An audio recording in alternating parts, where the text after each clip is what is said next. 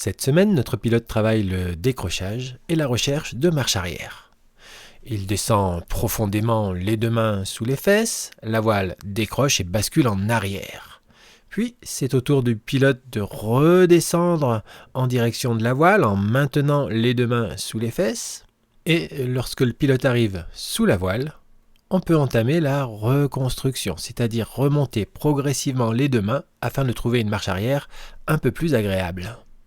Notre pilote remonte ses mains jusque sous les mousquetons, et sûrement un petit peu trop vite, et la voile prend une forme un peu plus agréable, qui pourrait faire penser à une bonne marche arrière.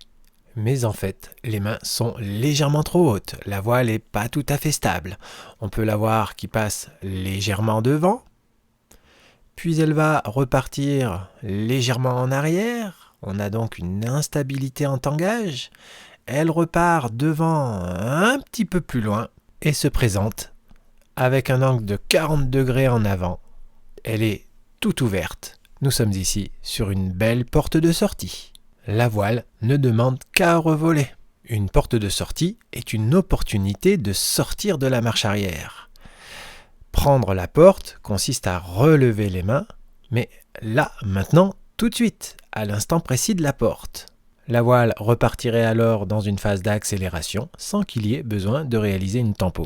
Une autre option consiste à maintenir les deux mains à la position de la marche arrière. La voile va alors réaliser un décrochage dynamique, c'est-à-dire qu'elle va repartir assez violemment à 40 degrés en arrière. Il faudrait alors descendre les mains plus bas pour stabiliser la marche arrière et éviter d'avoir de nouvelles portes. Notre pilote va choisir la première option en relevant les mains.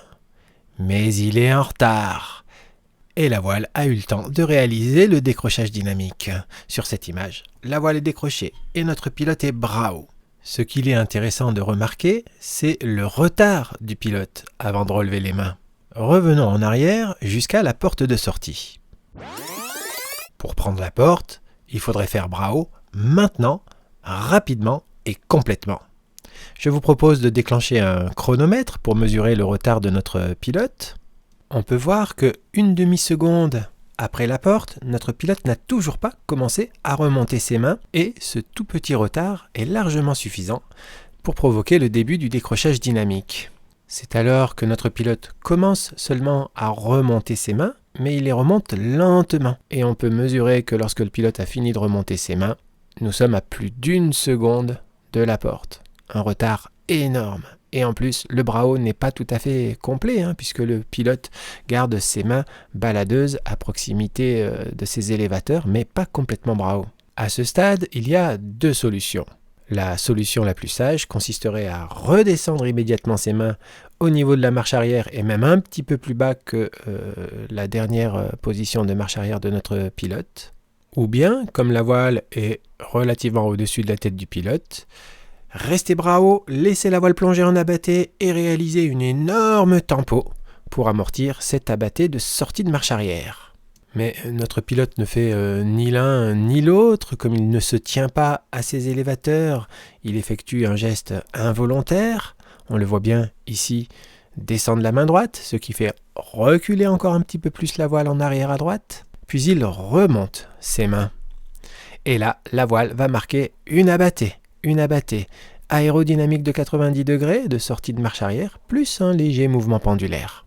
Il faut donc temporiser cet abatté. Notre pilote est un petit peu surpris, mais heureusement il réalise tout de même une tempo. Elle est un peu tardive, elle est surtout insuffisante et n'empêche pas la voile de fermer. Heureusement, la voile se regonfle très facilement et sans autre complication.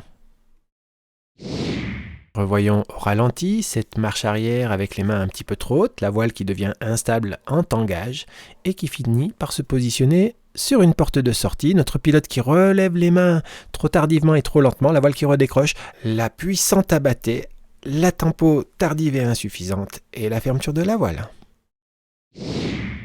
Et revoici la scène à vitesse réelle. Porte, bravo du pilote, shoot de la voile. Encore une fois, prendre une porte de sortie est quelque chose qui va tellement vite qu'il est impossible de faire ça en téléguidage.